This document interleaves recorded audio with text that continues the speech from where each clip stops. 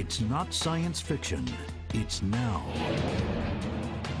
This is today's Army, Air Force, 3 miles down. Navy, Marine Corps. Together, they're the most advanced fighting force on the planet and beyond. The biggest advantage in combat has always been to be able to see your enemy before he sees you. Today, that means orbiting surveillance satellites capable of reading the license number on a vehicle 500 miles below, or goggles that can amplify the light of a star thousands of times and turn night into day. Tight formation coming in. It means a pilot sitting in a control room in New Mexico can track down an enemy on the other side of the world, and if necessary, lock up target 5, eliminate them. 2, 1, impact. New technologies have enormously enhanced our ability to see the enemy first. But these are all just extensions of the human eye, and they are all subject to its limitations. Right now, 45% of everyone in the Air Force is nearsighted and needs corrective lenses in order to do their job. Perfect. Colonel Charles Riley is an ophthalmic surgeon and consultant to the Air Force Surgeon General for refractive surgery. We're looking at enhancing the human weapons system. Over the past decade, Dr. Riley and other military surgeons have been using laser vision correction to enhance the vision of hundreds of thousands of soldiers, sailors, and airmen. We talk about upgrading our avionics in an airplane so they can see out further, see the bad guys sooner. Well, that's what we're doing with our laser for the human weapon system. The most important weapon system in the cockpit is that human. And so to be able to offer them that upgrade in their avionics is priceless. It really is priceless. It may mean the difference between them living or dying in their job. It's that big. Commander Elizabeth Hoffmeister is a Navy flight surgeon. She was involved in some of the original studies that led to the military's approval of laser refractive surgery. In the military, we do not consider LASIK to be a cosmetic procedure at all. It is truly a warfighter, almost like a gear issue. When we send a soldier off for deployment, that's one of the things that we as commanders have to do. We have to make sure that they are well trained, well equipped. If we can make him better and he is qualified for corrective surgery for his eyes, let's do it. General Frank Helmick is commanding general of the Army's 18th Airborne, the Rapid Deployment Force, and the deputy commanding general of U.S. forces in Iraq. He's had LASIK surgery himself. And our military has an advantage over our adversaries in almost everything, I think. And LASIK surgery is just another indication of that. LASIK was approved by the FDA for refractive surgery in 1998. But it was more than a decade before the procedure was accepted by the military for aviators. It wasn't a question of effectiveness.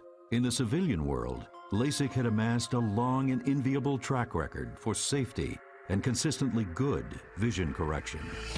If something performs well in suburban America, that may not perform well in the middle of the heat in Afghanistan. It may not perform well at 25,000 feet jumping out of a plane. It may not perform well under water with explosives and concussive effects with the water, which is not necessarily something that's tested very well on the civilian side. Colonel Scott Barnes, an Army ophthalmic surgeon, was intrigued by the potential for the Army's Special Forces. He began testing laser refractive surgery under extreme conditions with soldiers at the Special Operations Command at Fort Bragg. I want to make sure that I know that I've given him the best opportunity, that we, as the Army, have given him the best opportunity. And unless we've done that study ourselves, I mean, it's kind of Ronald Reagan's mantra of trust but verify. We believe that most of those things are probably correct. We just want to see it for ourselves. I was pleasantly surprised. Pleasant is perhaps not a strong enough word. It was amazing how well folks did that in all the environmental studies that we looked at. Dr. Steve Schallhorn is considered to be the founder of the military's refractive surgery program. As a former Navy Top Gun pilot, instructor, and ophthalmologist, Schallhorn was in an ideal position to see the potential and the problems. Before we'd even consider doing something that could affect their vision, we want to make sure that procedure is safe and effective. It's in all of our interest to do that. And that's why we spent years and years, study after study, looking at how safe and effective this is in the environment that our folks have to go into. He spent nearly 10 years putting laser eye surgery through every test he could come up with. We looked at performance before and after we did laser vision correction. And what did we find? Better performance after laser vision correction. Well, better is a good thing, and that's why I was like, dude, this is pretty darn awesome. And all the studies lined up very similar to that. The results that we've been seeing with our aviation study have been phenomenal. Captain David Tanzer, also a Navy eye surgeon, worked with Schallhorn on a number of studies, concentrating on naval aviators. In 2004, he began testing wavefront analysis, a new diagnostic technology.